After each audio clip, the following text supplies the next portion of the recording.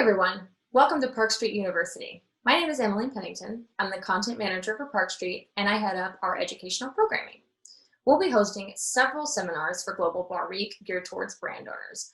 We're covering everything from the ins and outs of DTC sales to what acquisitions and partnerships could look like post-COVID. But right now, I'm here to introduce the panel on how to effectively use third-party marketing. We chose this topic because brand experiences, tastings, and maintaining relationships with the on-premise operators often fall under the expertise of third-party marketers, and they're such a huge part of growing a brand. For this video, our experts will talk about how those marketers are adapting in the COVID environment and why they're still essential in 2020. Now I'll hand it over to our moderator for this panel, Ryan Malkin, the principal attorney at Malkin Law. Again, my name is Ryan Malkin, and I'm an attorney in the alcohol beverage industry. My practice is based in Miami, Florida, Malkin Law, and we work with those in the alcohol beverage industry, typically suppliers and wholesalers, and third-party marketing companies as well. And today we're going to talk about how brands can effectively use or how brands can use third-party marketing companies. It's titled Then, Now, and When because obviously things have changed considerably over the last several months. And we're going to start with a little bit of, how did people use third parties just a few months ago before COVID, the then, and then we'll walk into how people have changed from on-premise focused use of agencies and tastings and experiential events to the now, which is a little bit more heavily digital. And then we're going to talk about the when, which is in the future. We're going to speculate where we think things are going to come in the next 6 months, 1 year, even 5 years down the road. And I'm honored to have an all-star panel with me today. I have Andrew Breimer from Pernod Ricard USA, John Cicero from Team Enterprises, and Kristen Hanna from Ayatana XP. And prior to forming my law firm in Miami, I was in-house counsel at Pernod Ricard USA. And one of my responsibilities was the sales team. And so I would travel the country and train and meet with the sales team and try to address any questions they had and work with them on how they can operate legally within their markets. And I had the pleasure of spending some time with Andrew Breimer, who moved from Miami to New York to work at Pernod Ricard's corporate offices. So I'm going to leave it to him to make the first introduction about himself. And then after he's done, we'll have John and then Kristen go through their brief backgrounds, and then we'll get started. Andrew Breimer here, Pernod Ricard USA, Director of Commercial Advocacy. So I started my career working for a third-party agency, Team Enterprise, which I'm sure many of you are familiar with. So started there, then expanded to Southern Wine and Spirits, worked on the distributor side of it, then went over to work on the more sales commercial side of Pernod Ricard USA down in Miami, Florida. And then from there, worked at various roles in Pernod Ricard's HQ, from trade marketing to brand marketing to my current role now, where me and my team oversee all of the education, mixology, advocacy, and kind of commercial sales from the on-premise level. So vast amount of knowledge working on multiple sides with third-party agencies, starting there myself, working at it from a brand side, and now working at it currently in my current role, and how do we adapt and kind of, work with agencies from that side of it. Now I'd like to have John Cicero from Team give a little bit of a background about himself as well. Thank you, Ryan. Hello, everybody. My name is John Cicero, Vice President with Team Enterprises, which is going to be 17 years with them in October, which is insane to think about. Andrew Breimer was our biggest success coming out of Team, which we're very proud of. But yeah, I've had a lot of different roles with Team. Currently, I'm sitting in a role where I'm overseeing everything we do across the Bacardi business. Beyond Bacardi, we have BMW, Molson Coors, Lavazza Coffee, Blue Cross Blue Shield, so on and so forth. But a large part of our business, we started with Bacardi as an agency 30 years ago and grown it into something that it's a lot more than what we started at in terms of sampling and on and off premise, but turned into more of a full 360 experiential approach at how we're working with Bacardi. It's particularly in the on-premise, which is challenging these days, as you know. But yeah, we work across Bacardi in the sense of advocacy, sampling, experiential, incubation, innovation, so on and so forth. So across a lot of different disciplines, but we're adapting day by day with Bacardi and all of our clients as we move through this, which I'm sure we're going to get more into. Thanks, John. And now I'd like Kristen Hanna to give a little bit of a background about herself as well. Thank you. Of course. Thank you so much, Ryan. And thank you, Ryan and Emily, for having me participate today. As I think everyone can see, it's a very small world. Once you get in the industry, you don't leave. And I started 16 years ago on the agency side, actually working on Pernod Ricard brands with legacy marketing partners. I was there for 4.5 years running on and off premise and large scale programming, including some programs that really just retired a couple years ago, the Jameson Bartender's Ball. And then in 2009, I moved to New York and went to the supplier side and spent 7.5 years as the director of on-premise and events at William Grant & Sons, working across their portfolio and also managing one of the largest event agencies in the world. And kind of through that time, took the learnings on both sides and decided why not give it a go and see if I can do it on my own. So hence Ayatana XP was created, started as consulting, but in 2018 became a full service agency. We are a small startup, but we have been lucky enough to work with, as of today, 4 different suppliers, including Pernod Ricard, William Grant & Sons, Beam Suntory, and Constellation. All right, so now let's get into a little bit of a discussion, and the three of you can feel free to pop in anytime, but we'll go through some questions and just get your thoughts on various aspects of using third-party agencies. So the then just goes back to even a year ago where a lot of agencies were handling, on-premise managed bar nights, doing experiential events at, say, Bar Convent or Tales of the Cocktail. A lot of times suppliers would use agencies to try to get menu placements, so sort of push off things that, maybe were in the gray onto agencies. But now after COVID, things are changing. But let's kind of give everybody a picture of how brands were using third-party agencies just a few months ago, and then we'll go from there. So Andrew, if you want to just give a little bit of a sense of how a supplier, whether it's Pernod or just from what you know of your competitors, were utilizing third-party agencies pre-COVID, we can kind of set the stage of where we were then. Yeah, it seems like a lifetime ago, but from what I remember back in that day, I think looking at how third-party agencies were working then, right? I mean, on-premise bar nights, like you said, so getting the people to go in, sampling consumers, owning that, last 3 feet within the on-premise, and, making an impactful experience for consumers around that brand at that given moment. Even more so looking at, experiential events, whether it be a Jameson Bartender Ball or, some of the work done on Bacardi, those large scale events that create a memorable impact. And, you're putting thousands of people into one venue and having them walk away with a true brand experience, as well as some suppliers, as well as the agencies, having these dedicated teams of whether it be brand ambassadors or, activation managers, or, there's various names for them in every world, but having them go in and actually be able to build the relationships in the accounts and get those menu placements, get those features, get the visibility. And, that's how I think a lot of suppliers, speaking on that side, were looking at it. And to me, I think, the most important side of that is the relationship building. And, a lot of these third-party agencies have such strong networks and have such strong relationships with the on-premise accounts and with those key decision makers and with those key bartenders that, can do experiences for the brands and can kind of really bring it to life. Right now, a lot of that is gone, and, that world will come back. It's just a matter of when it comes back.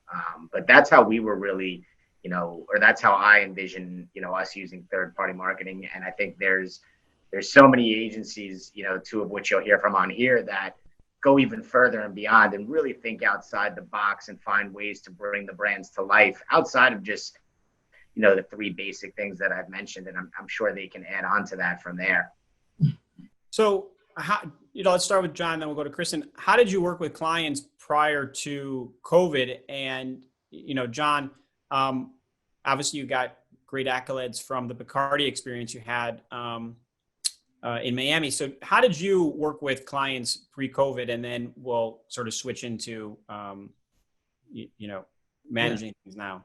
Yeah, I mean, in the experiential space, it's where we did the lion's share of our work, just in terms of live event arena. I think on Bacardi, it's unique because it's not only live events and large scale events, like Andrew was saying, but also a lot of the ambassadors and the people we have in the field.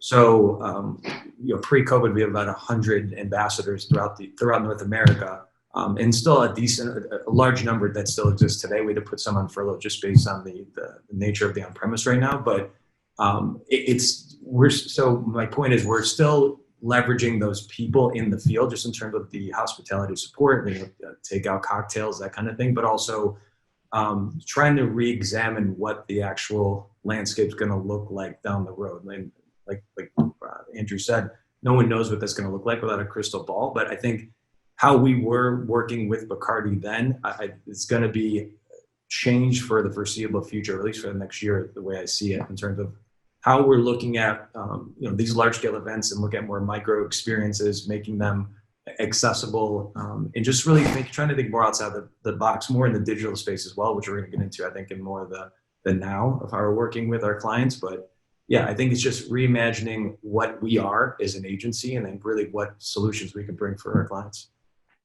And Kristen, what do you think? I mean, how are you working with clients just a few months ago? Yeah, in a very similar fashion. And, what I'll say to both of Andrew and John's points is, the agencies, especially that work with suppliers, to have that network and to be able to bring people into the fold who really have the relationships in the on-premise or the off-premise and can get the menu placements and everything else.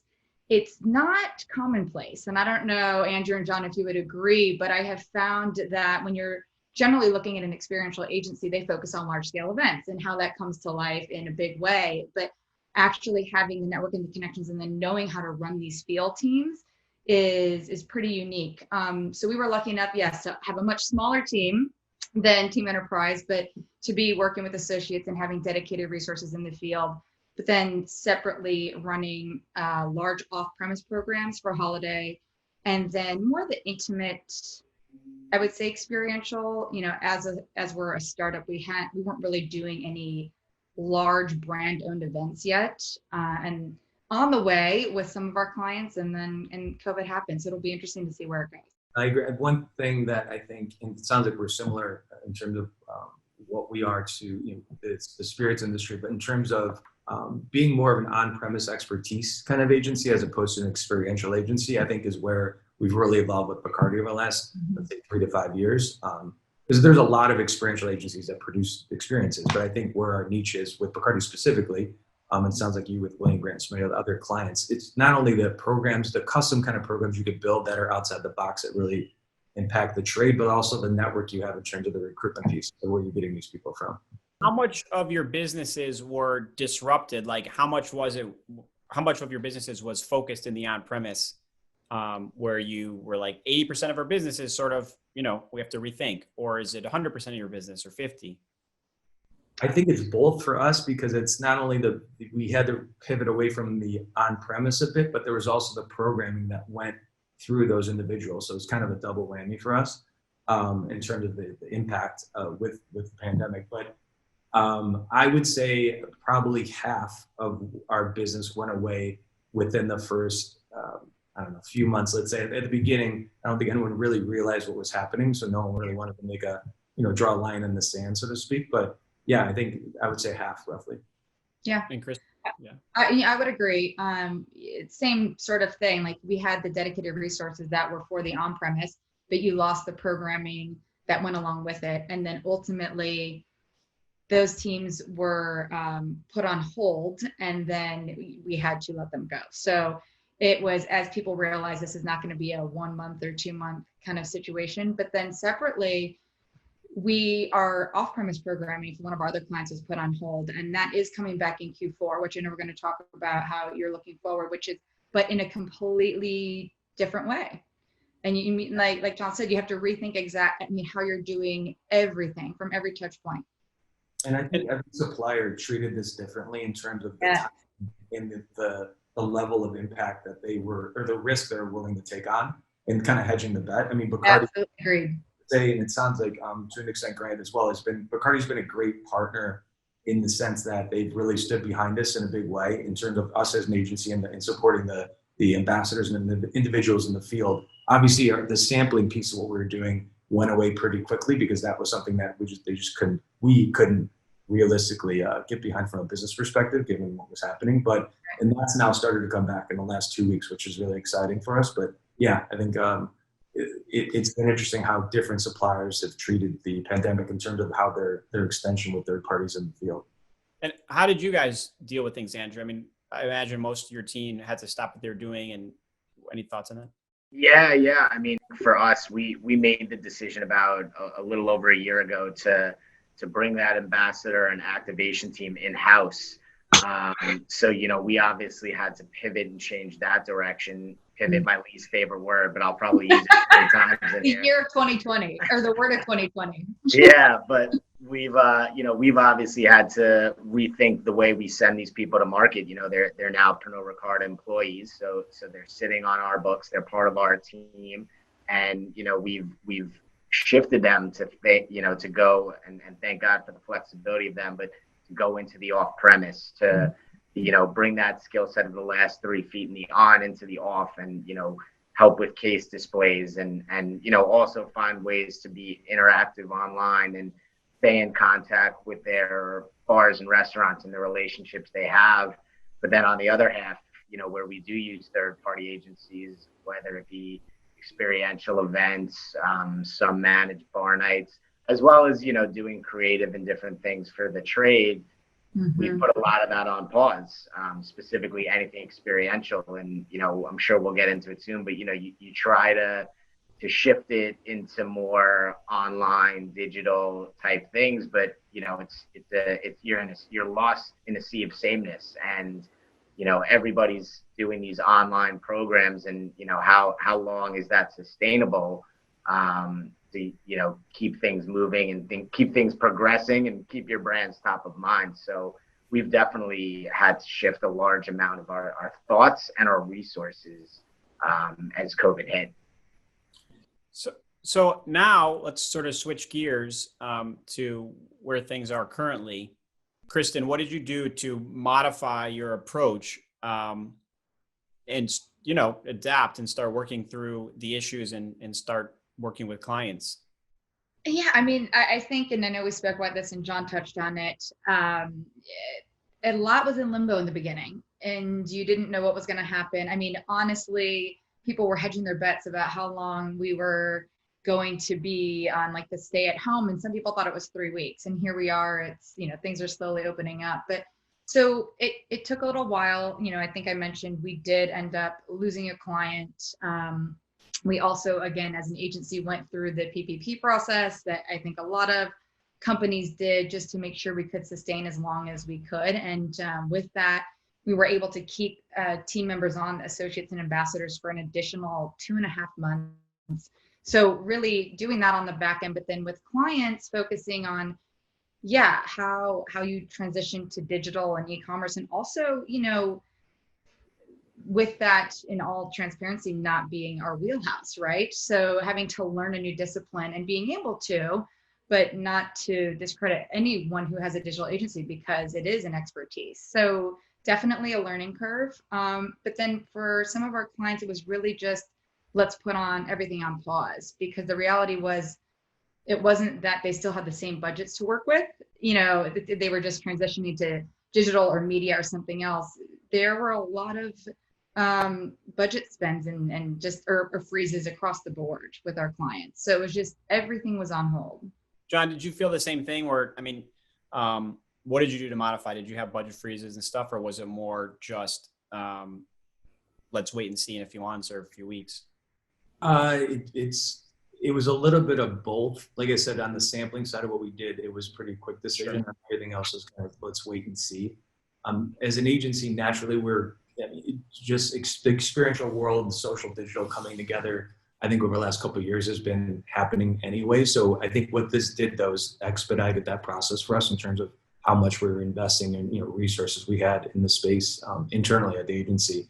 We're working a lot with FIU Hospitality School in terms of their education platform or curriculum.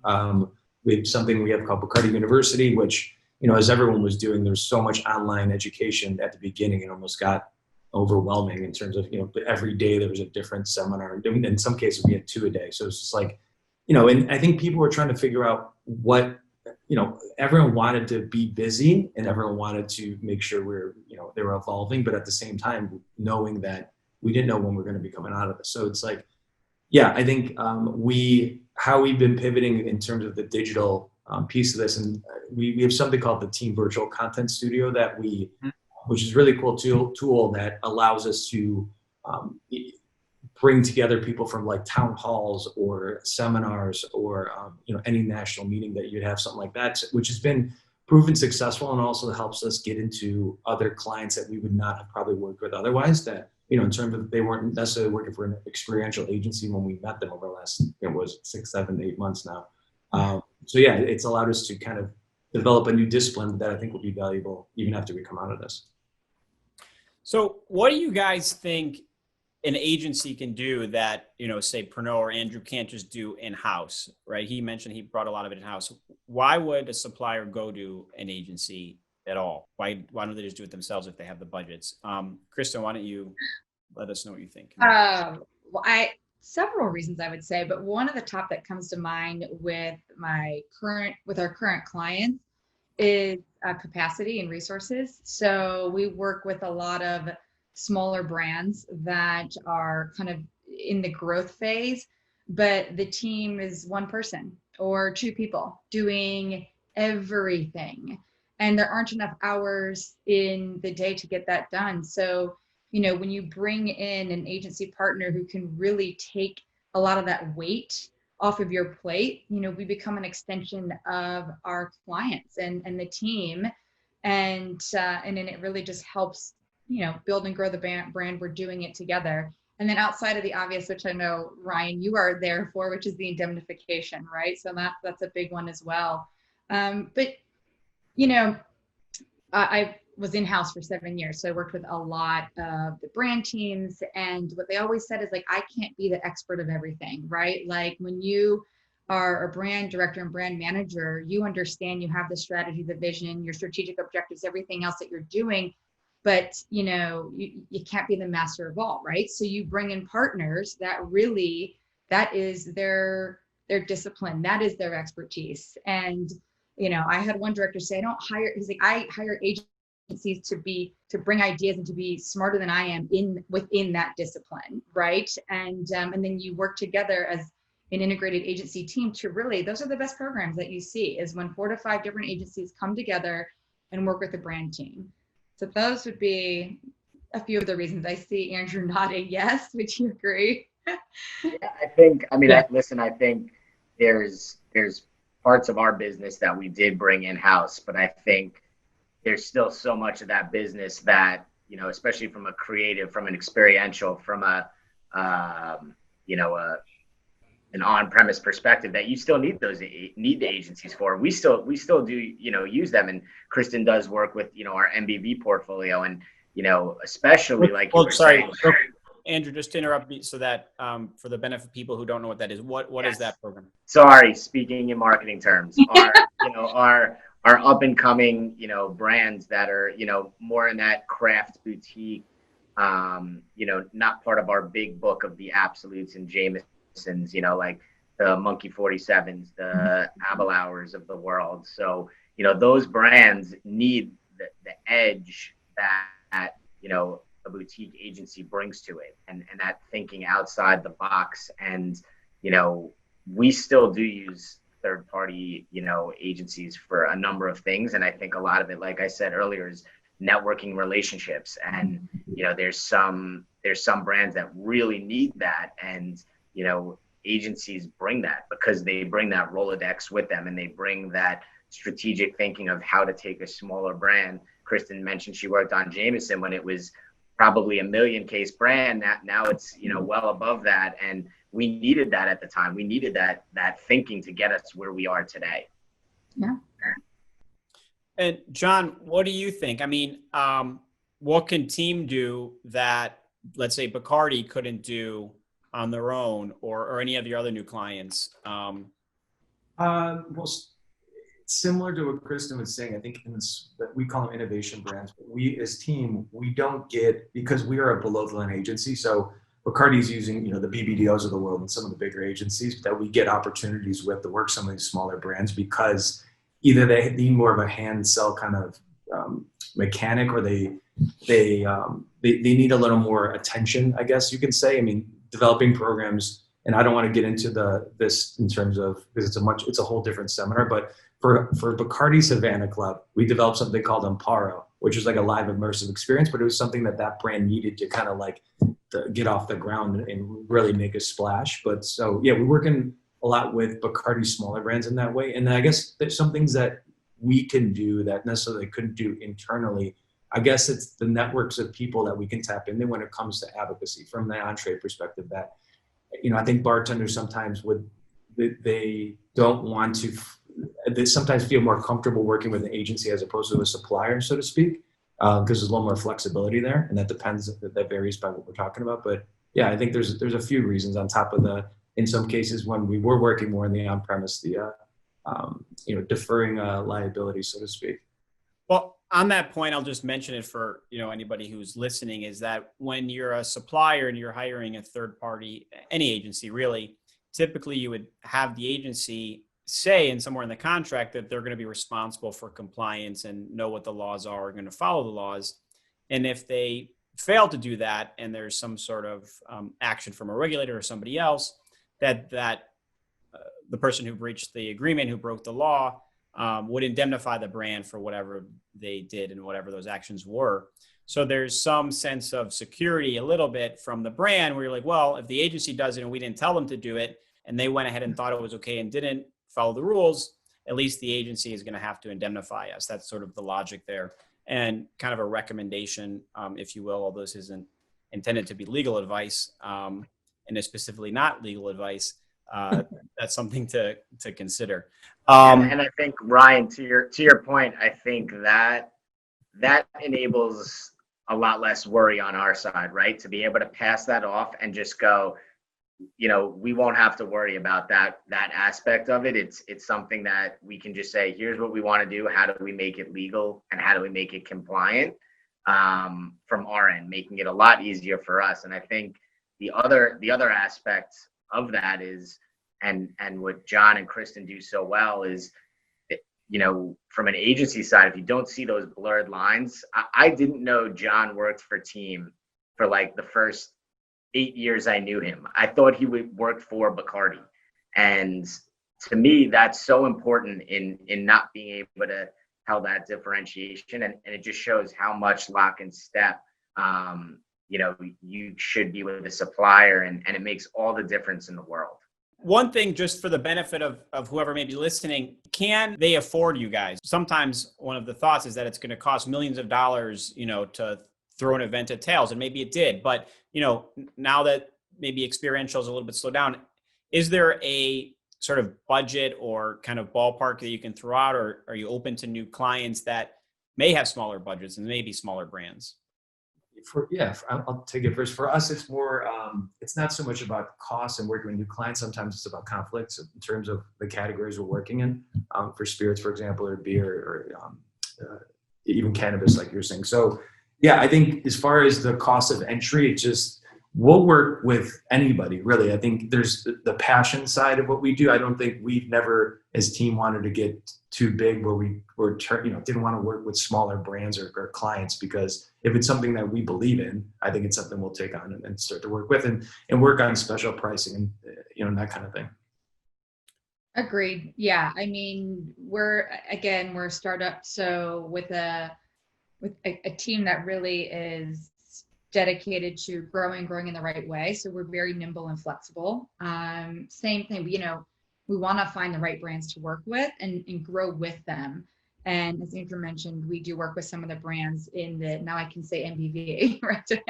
Since several does, in that portfolio. And our budgets were very, very small. And we worked together because we're very passionate about those brands. And we've grown with them over the last 2.5 years. And so, yeah, there's a lot of different ways that you can, well, I could say skin a cat when it comes to agency work, and how you find the right process and pricing to make it work.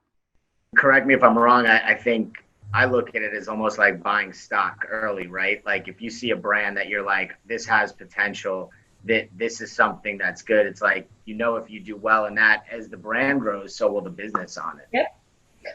Yeah, and John mentioned the passion. Sorry, but like you become so passionate about it. Becomes, again, like you said, the blurred lines between agency and supplier or client, and you are just as driven and motivated to see it succeed as the brand manager or as the brand team and the supplier.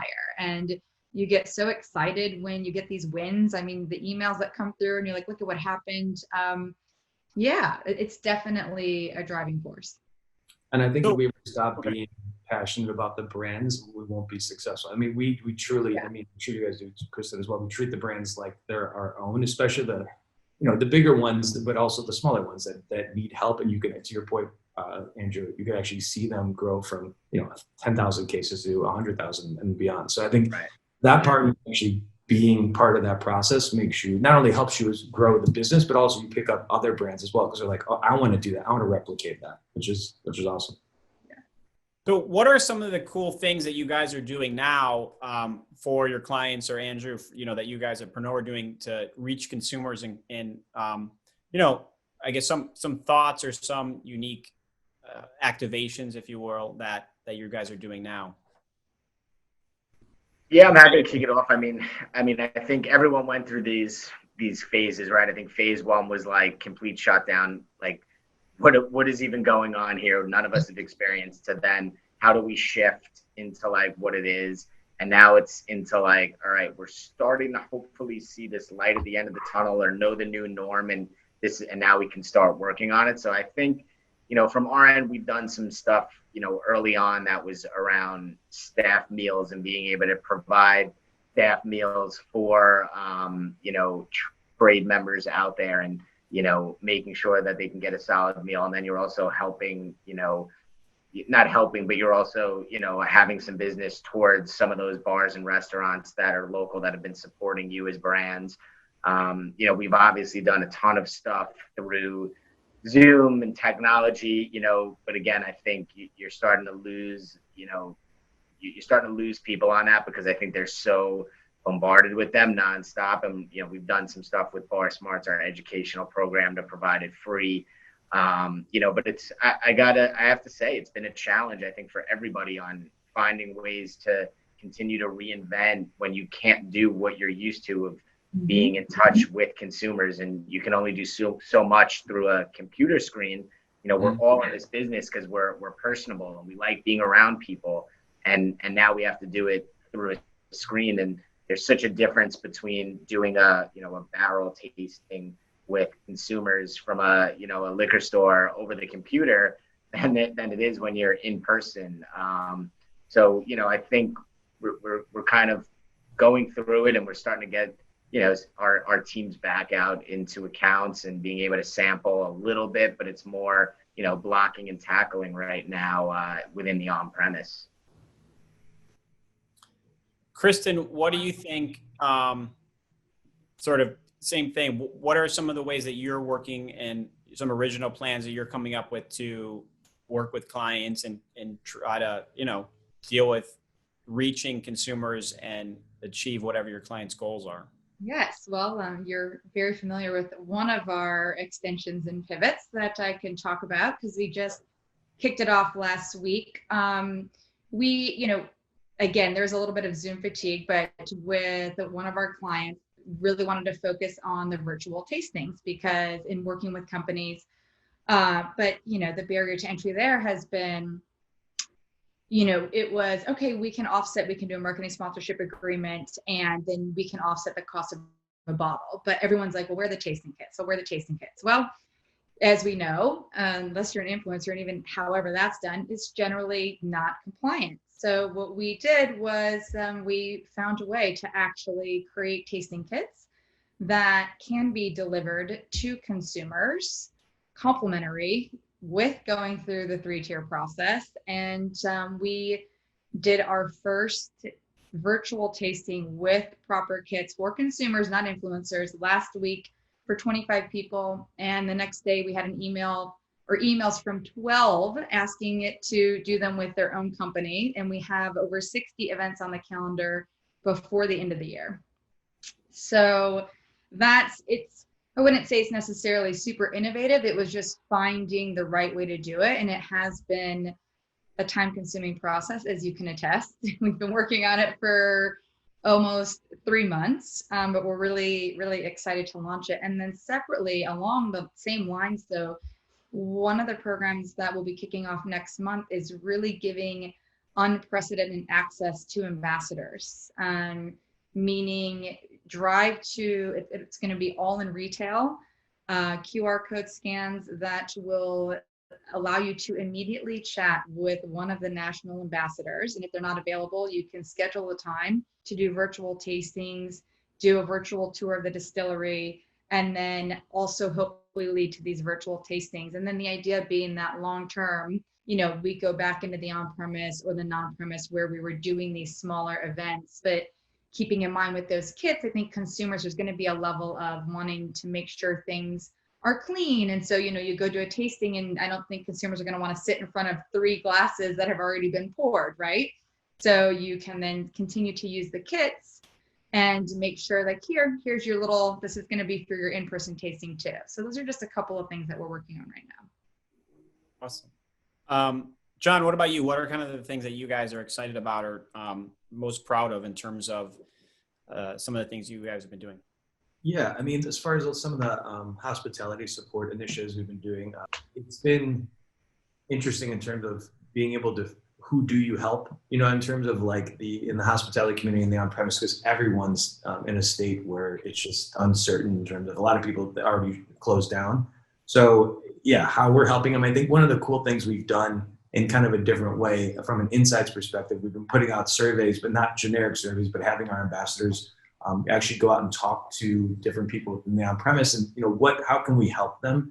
And not from a brand Bacardi way, but just like, how can we help you down the road as things start to open and support you through this process? Because obviously anyone who owns an on-premise account, they're just as uncertain, if not more so than we are in the agency world. So it's like, how can we help you get through this and over this hurdle? And one more thing I was going to say is a lot of things that Kristen, you were saying, with the cool part about this pivot, if you will, in COVID, is that a lot of these tools are things we can use coming out of this as well. And a lot, making sure that we're not just putting these things to the side once the on-premise fully comes back, but different ways we can interact with not only trade, but consumers when this is all over. Awesome. So I think now let's go into the future a little bit and just speculate, even if it's 3, 6 months, a year, 5 years from now, what do you think that things are going to look like? Are there going to be more drive-in concerts or more drive-in movie theaters? Will there be a time when we get back to full experiential in the next, 6 months? Andrew, how do you plan to use agencies, if at all, over the next, let's say, 3 months? Then do you think that will change in a year from now? Like, do you think we'll be back at Tales of the Cocktail in a year or Bar Convent in a year with big experiential events or no? I sure hope so. I think there's always going to be, I think what this pandemic has done is it's going to create a little bit of uncertainty. So there's always going to be people that are going to be uncomfortable. People that'll be more comfortable with masks on, even if it's at a concert or a sporting venue. And I think what you're seeing going on in the sports world with their crowds is probably something similar that you may see with experiential from our side, right? It could be a lower capacity, We may have to separate things separate. I think, depending what a lot of these rules and regulations look like once we, start getting to a better place, will determine whether or not it's large scale or it's small scale.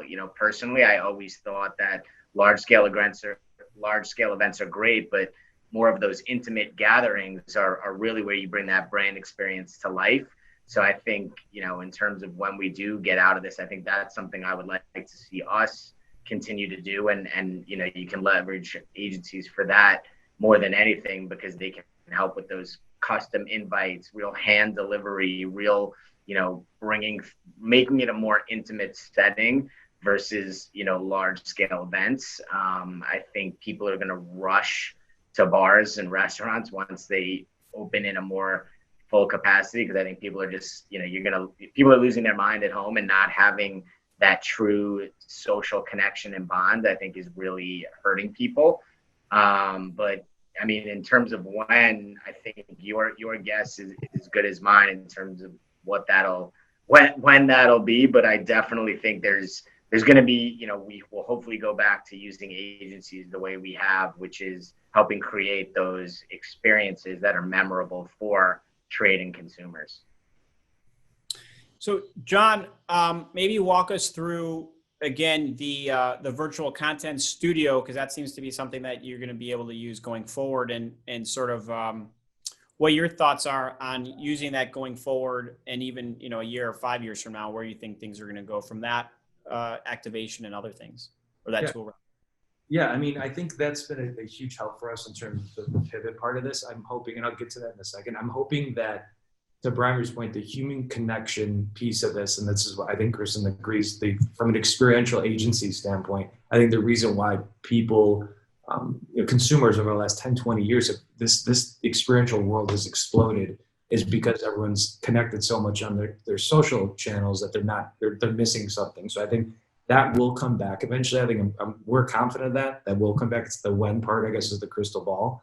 But yeah, I think when it does come back and there's a vaccine or whatnot, I think it's going to come back stronger than ever. But it's just a matter of when that actually happens. Are you planning anything though? Like in terms of, are there any clients who are like, hey, I want you to plan something for 6 months from now?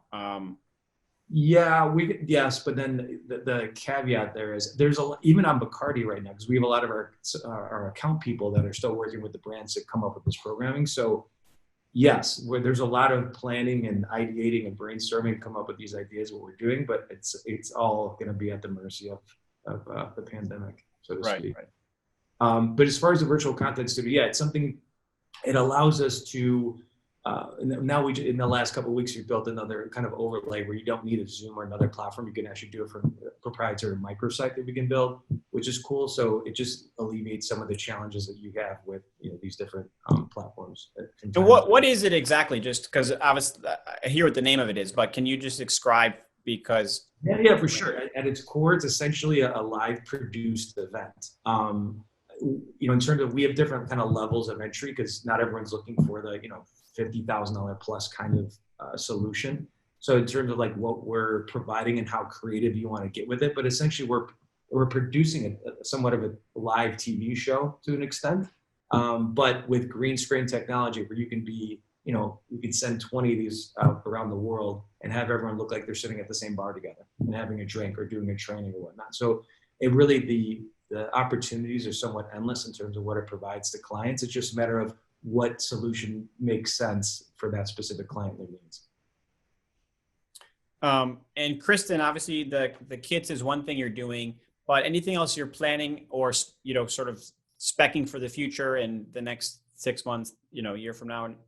I mean, we've had clients that we actually were getting ready to produce one of our first, even like during COVID events that was just canceled, was going to be in October. So I think for a lot of the business that we had, they were like tails and everything. So it's just, okay, now we're planning for it next year, just on the assumption that it's going to take place. But again, I think as everyone said, your guess is as good as mine. I think I'll just add to what Andrew and John said. I think that there is a very big appetite for experiential overall. I think a lot of people realize that they were taking it for granted. At least that's what I've seen or read in terms of the insights. And they're like, oh, I'd never. And so people are going to go out even more than they did before. I also do agree that it's probably going to be a little bit more of the intimate experiences to begin with. But yeah, people, it's going to come back stronger. I do feel pretty good about that. And I guess my final sort of question to all of you is, where do you see the industry, and in particular, perhaps the on-premise, in 5 years from now? We'll start with you, John. I see it back to where it was in a stronger way. No, I mean, I think the on-premise is going to change in a big way, just in terms of how any on-premise account operates.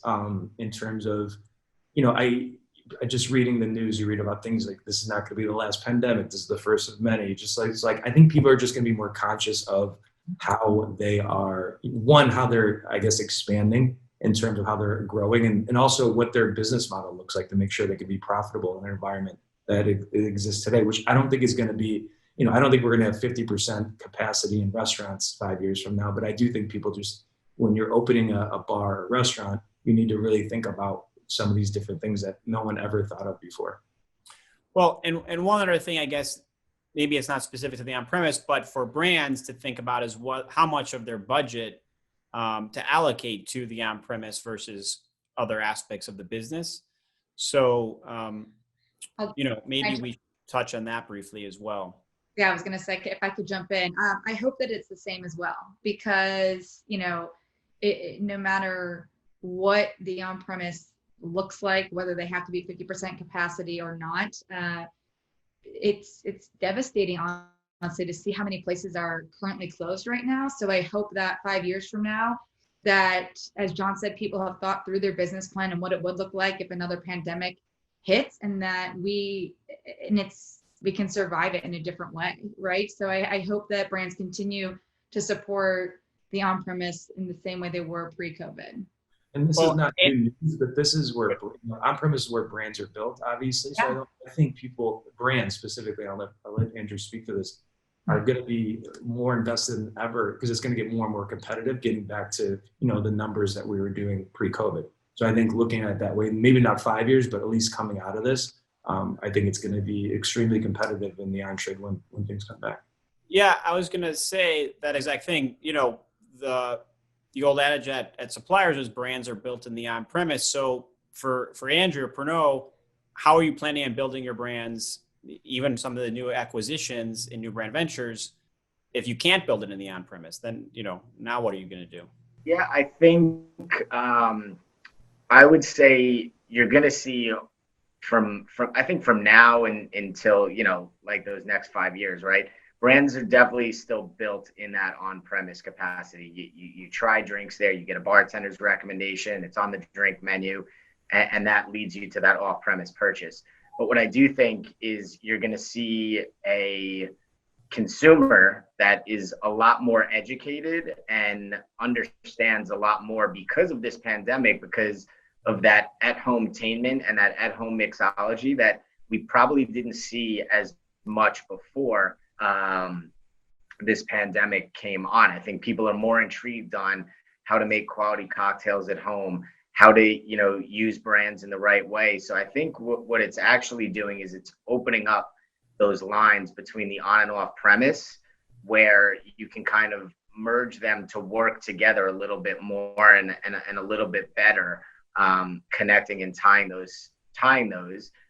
Because I think consumers are going to be so much more well educated on like mixology and on cocktails and on spirit brands, because they've been doing so much of it at home on their own, not being able to go to a bar and just get a cocktail made for them. All right. Well, thank you, everybody. And thank you to my panelists. And thank you for having us Park Street. We appreciate it, and have a good rest of your day. Thank you, Ryan. Thanks so much, Ryan. Thanks, everyone. Thanks everyone for watching. If you enjoyed this video, make sure to check out our other videos during Global Bar Week, or head over to parkstreetuniversity.com and view our full collection.